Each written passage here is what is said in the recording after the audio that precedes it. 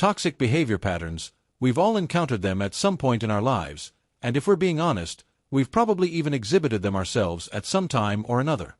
But why is it so important to identify and address these patterns in ourselves and others? Well, the truth is, toxic behavior can have a profoundly negative impact on our mental health, relationships, and overall well-being. When it comes to dealing with toxic behavior, many of us face a common set of challenges.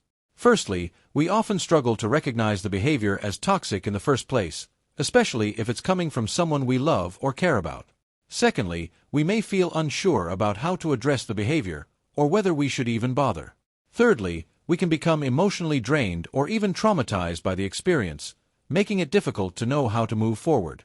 And lastly, we may feel a sense of shame or guilt for allowing the behavior to go unchecked in the first place. These challenges can have serious emotional and psychological impacts on us, too. We may feel anxious, depressed, or hypervigilant, always on the lookout for the next toxic attack. We may start to doubt our own perceptions, or question our own sanity.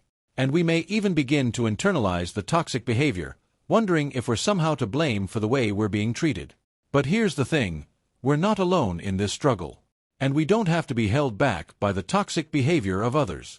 Let's take a closer look at some specific toxic behavior patterns. There's manipulation, for example, where someone tries to control or influence us through guilt, shame, or coercion.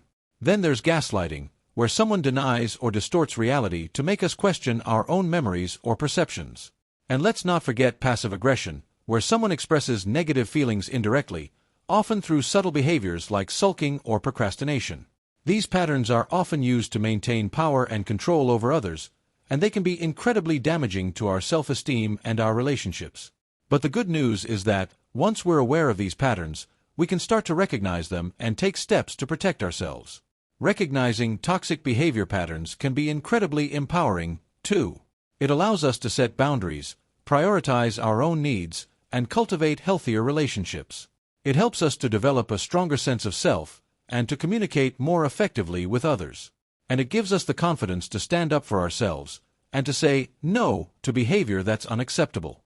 So, what's the main insight here? Recognizing toxic behavior patterns is about taking back control and reclaiming our power.